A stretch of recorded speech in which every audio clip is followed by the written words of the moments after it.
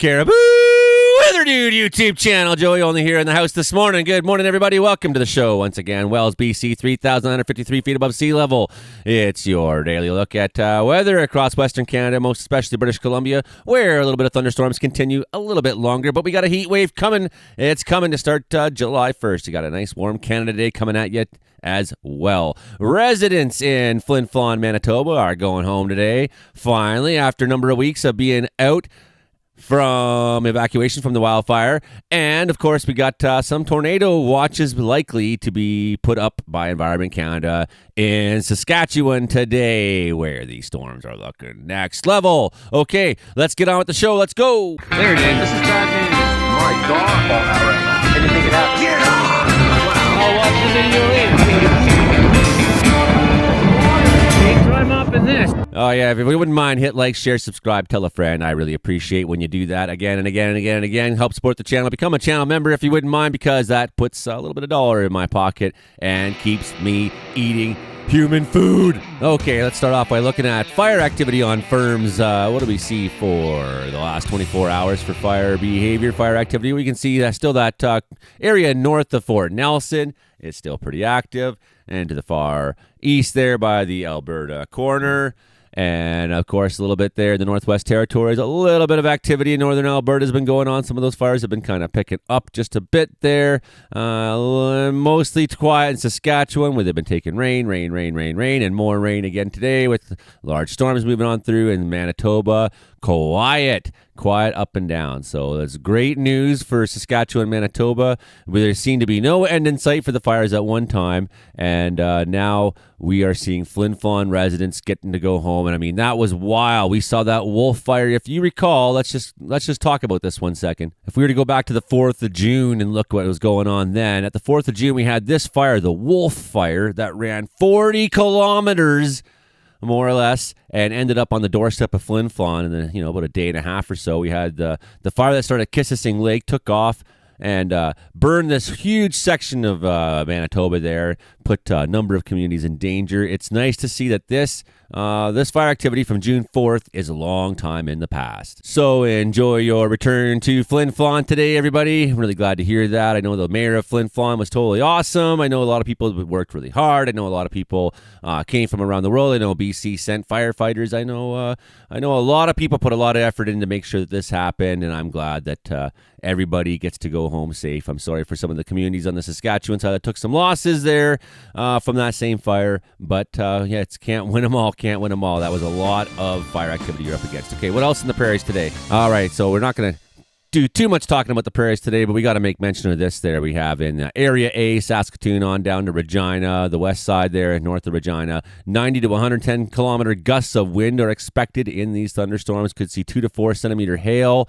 The Area A is the most likely, but don't count Area B out. It's pretty much the same forecast, except they don't think Area B has the tornado potential. But as you know, the last number of times we saw setups like this, we did see tornado warnings going off outside the expected zone. So anywhere in southern Saskatchewan today, be aware of any large, tall thunderstorm that is coming towards you. Hank Vleister was telling me on that last round that him and Jenny Hagen were on Monday, I think it was, that tornado warned storm. They saw 3 school buses driving into the core of the storm.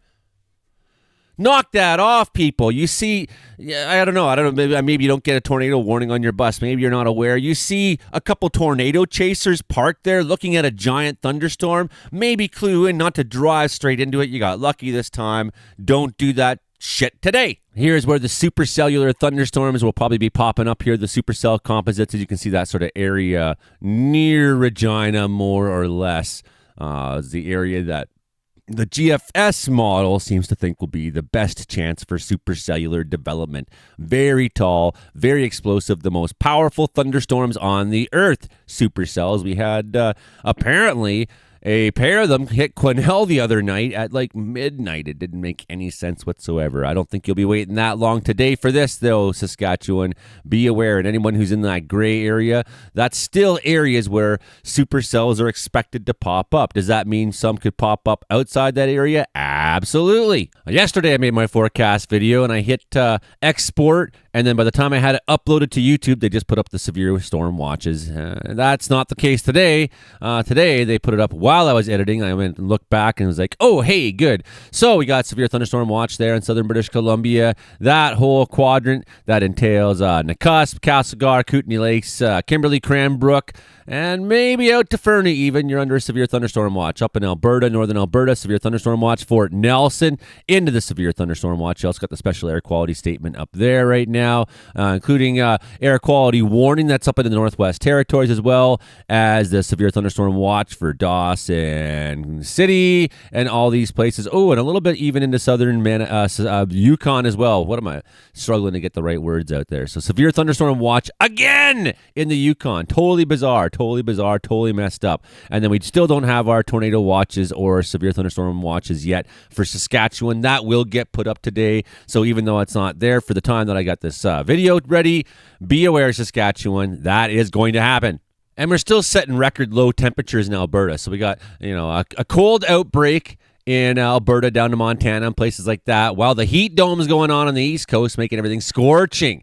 Down below zero in Cold Lake last night. New record set just about 1 degree in Edmonton last night. Lloydminster 1.6 degrees. This is chilly weather. Other than that, what did we have in Canada yesterday? New Brunswick setting record highs, like we just said, 36 in St. Stephen area. Ouch. That's ridiculous. Ontario set new records yesterday as well. The day before that, there was a bunch of 35s and even a 36 in Toronto with 100% humidity. Nasty. Kentville, 33.2 new record there, just nudging up there. And Kejimujik National Park there in Nova Scotia, hitting 34. Oh, and that wasn't Ontario. What was I looking at? Oh, back home in Bancroft, 32.2 new record there. Kemptville, Ontario, 33.7. Kingston, 31. Norfolk, Oshawa, setting new record at 35.4. Yuck. 34.3 in Ottawa. 35.6 St. Catharines. 36.5 in Toronto downtown, beating the old record set in 1923. And my town of birth, Trenton, Ontario, 34.4 degrees. And that is, again, with the insane, stupid, nasty 100% humidity. Unbelievably hot. Montreal getting up to 35.6. St. Anisette, 35. We got 35.8 in L'Assomption. And Baie-Comeau made a new record there, 31.7. Ridiculous heat. Let's have a little look at the graphical area forecast map for British Columbia, of course, put out by Transportation Canada. This is some of the maps that pilots look at. I like to look at the pilots' meteorological standards often, although I find sometimes it's a little too confusing for a lot of you, the nature of the data, but these maps are kind of useful. So you can see up in the Fort Nelson area a little bit of occlusion there, and then you come on down. There's a warm front in front of that. Cold front, that's moving to the eastward area. You have in the B section here in the middle of, basically for us here in Wells, the Caribou, there you're seeing some B. Broken cumulus going on. Frequent towering cumulus today. So occasional cumulonimbus. What does that mean? It means thunderstorms could be gusting 30 knots. And you're going to see that motion because of the way that cold front is moving kind of southeast-ish down in the far corner, East Kootenays and whatnot, out to the Rockies, up to Golden there. Frequent towering cumulus there, through there. Got some broken cumulus in the Kelowna area, down to Osoyoos and whatnot. Occasionally towering cumulus. So you could see an isolated thunderstorm in there as well. Even on the BC coast, occasional towering cumulus. I don't think it's a great day for thunderstorms in BC compared to the last couple. I don't know if the severity will be there yet today, but after several days of severe thunderstorms, I'm not exactly sure on that anyways. I mean, I went out to look yesterday hoping that we catch one, and my sense was to go to the Bowron, which is exactly where those severe thunderstorms seem to depart from that hit through the Quesnel area yesterday. And then further down, I was closer to Likely out in the Caribou Mountains, and we just didn't get the electricity there. Kind of missed out on it. Nonetheless, seems like a second day of very strong thunderstorms. So, I mean, and I'm looking at the towering cumulus out my window right now. I'm not counting the chance out that we could see today some stronger thunderstorms again, although it wasn't initially in my forecast. I didn't think that Tuesday or Wednesday, are we on Wednesday today? I didn't think Wednesday was going to be a big day. Nonetheless, so things are clearing out, though, and by the time you get to next week, we're going to have some much warmer weather. So you got to put up a little bit of this crap for a little bit longer. Up on the north coast, you got broken layers of cloud, about 10,000 feet the top of the deck there. Occasional towering cumulus, though, even on the coast there. So even up and down the west coast, you could see occasional towering cumulus. What does that mean? It means some of those towering cumulus can develop into thunderstorms there. Okay, well, we're going to move forward a little bit this afternoon and see where that is rolling its way on. And let me try to kind of roll its way out this cold front there. Going to see that thunderstorm threat mostly in that Fort Nelson area as we get into the day here, and then down in that east side. But again, like I said, you could see the errant lightning strike, a little popcorn thunderstorm in any of these green hatched areas, and we could be seeing a little bit of activity in the Caribou today, even though the conditions aren't exactly what we were hoping for in terms of thunderstorms. Well, actually, I shouldn't say that because I didn't expect to see a thunderstorm that much today at all. I gave it like a small chance, like 30, 40% chance. I'm looking out my window. I'm thinking it's a higher chance than that today. Well, what's the university people saying in Manitoba there? What they made this today? They think severe thunderstorms possible up in Area C, Dawson City, Yukon. Again, they've had a lot of warmth up there. There's a little bit of a change going on up there. That's triggering some thunderstorms there. Finally coming out of their real warmed period. But severe thunderstorm possibility again in the Yukon. That's pretty wild. 1 to 2 centimeter hail, not too bad. 20 to 30 mils of rain. Down that Cranbrook area, that could be the secret, quiet, severe thunderstorm location today that we weren't really anticipating there, where you could see 2 to 3 centimeter hail out there. So that's kind of an outlier. That's not something I was anticipating today to see that down there. I wasn't surprised by this, by the Fort Nelson B. Could see a little bit of severe up there. And then, of course, this F zone seems to be where I am, which is like non-severe thunderstorms, popcorns. And I'd say pretty much that's the same for the D, maybe a higher chance in the D zone for non-severe popcorn thunderstorms. Do I expect to see severe in the central BC today? Not really, no. That's not my expectation, and I'm even a little bit surprised to see Area A lights up so much. But even I get a little bit surprised sometimes. In fact, I got to admit, I've been a little bit off the job here the last 2 days, not really staring at things the way I tend to normally. We'll come back and look at BC thunderstorms in a minute, but okay, so the heat dome's been going on there in the east. That's produced crazy temperatures, record-breaking temperatures in Ontario, where they had 35s and whatnot going on there yesterday. That also created wild thunderstorms. Had at least 2 people hit by a tree from one who were camping on the Wildfire there, the one thunderstorm in eastern Ontario there, and it killed the father, 40-year-old guy, and the kid was severely injured. Never mind that. What about that chimney there in London, Ontario there from that Collegiate Institute? Took a lightning strike, busted some of the brick apart. Never mind that. What about 18 people got struck by lightning in Lake Murray, South Carolina yesterday, including 12 children? When thunder roars, go fucking indoors, people. This heat dome, what's a heat dome, Joey? That's when you can go up to 20,000 feet in the sky and you'll still be running into warm temperatures. It's not like you can go up high and find cold right above you. Whereas yesterday here during our thunderstorms in BC, I looked up and I could see there's an aircraft flying at about 15,000 feet and it was spewing contrails out. And that's not because the government's trying to put some fucking weird shit in the sky. It's because the air is so dry and so cold. What that told me was like you didn't have to go up very high to hit minus 30. And that's why we've had some pretty excessive thunderstorms in BC, despite the fact it's not been very warm, right? So it's not so much like we tend to think of surface heating like, well, it's 30 degrees Celsius. That's warm enough to create a thunderstorm. Well, obviously it is, right? Well, what happens if it's minus 35, not too high above you, and it's only 18 at the surface? Well, that's still a huge variation in temperatures between here and 25,000 feet. That's going to drive convection. That's going to create thunderstorms.